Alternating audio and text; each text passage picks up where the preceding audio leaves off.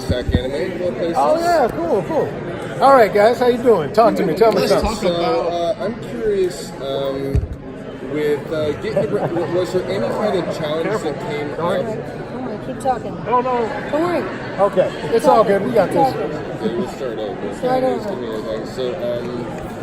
So, was there any challenge that came up bringing voicing either of these characters again? Because the more serious one, was that a bit more of a challenge than the one you've been doing? No.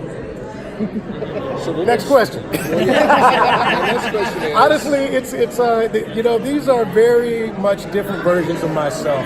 I've been doing Cyborg for almost 17 years, and he's probably the character that's closest to me and who I am. So when I've done a lot of different versions of Cyborg, and it's always just different aspects of myself. It's me, with a couple of shots of espresso. It's me, with a couple of shots of,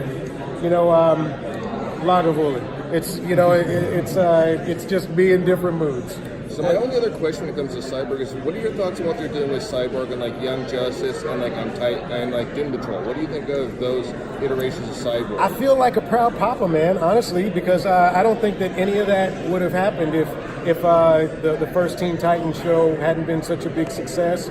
And I feel like if you were a comic book person in the 90s, then in the 80s, then you knew who Cyborg was. But until the OG Teen Titans show, the greater world didn't really come up. Like kids growing up now, they just assume Cyborg has been like a really big part of the DC universe, and I think that has a lot to do with what we did with Cyborg, maybe about 20 years ago, and I feel very proud of the fact that you can't look very far in the DC universe without seeing Cyborg somewhere. In what order did you record your parts for Cyborg? Man, I don't know. Man, we recorded this thing over the course of a year, and so it was like back and forth. We'd do a little of this version of the show. These bits didn't work. This one did. We're always when we're doing the movie, it's very much kind of hit and miss. Let's see what works. If it doesn't, let's change it. It's a very organic way of working when we're doing these movies, rather than like the 11-minute format. So it's always like, let's change it. If it doesn't work, let's do it differently. And so we were always going back and forth. It was always going back and forth. Did the two cyborgs get on each other's nerves? Probably. I get on my nerves in the morning and at night. I get along pretty good during the day, but in the morning when I don't want to wake up and I keep telling myself to get out of bed, it's a problem. When when I'm like I don't need to go to bed. I can, and I know I need to. It's a very bedtime routine with me. That's when I'm most upset with myself. That's what this whole entire movie is to me.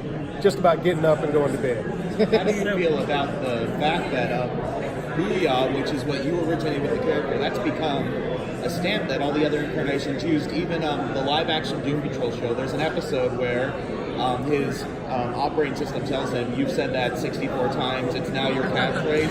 That wouldn't have happened if it wasn't for you. So. No, it's true. And the funny thing is that the first episode, I said that, and one of the producers, I didn't write it, but one of the producers was worried that it was a euphemism for drugs. And I was like, that's yeah. That's not booyah. That's a different thing. I can say booyah. I'm not, corrupting children. And so if it wasn't for me, because apparently everybody else was worried, and I was like, there's no way we're getting in trouble. It doesn't mean yeah, it means booyah. So from the very beginning, it's very exciting to know that the booyah has traveled across, the multiverse of cyborgs. I think you said it in just about every cyborg has said it. Patient Zero. Yeah, it's crazy.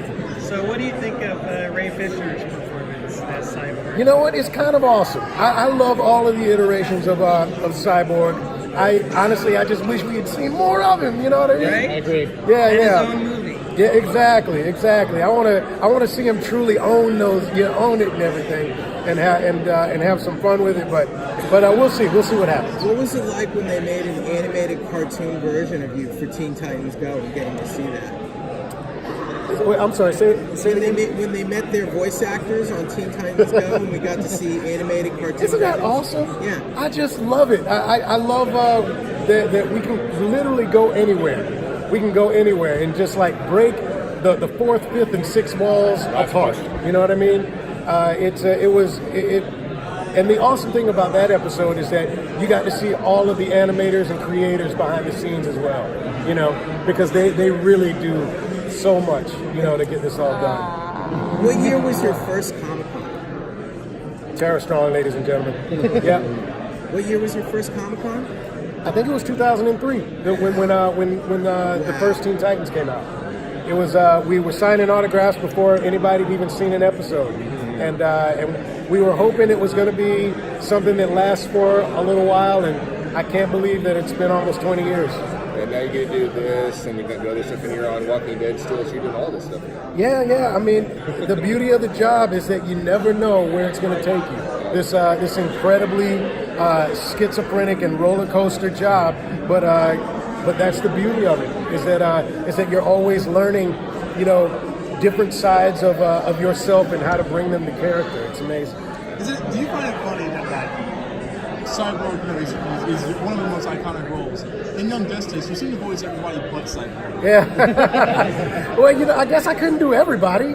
You know, and the truth is that Calderon and Lightning Jefferson that I play are two of the most complicated and amazing characters I've ever been allowed to play.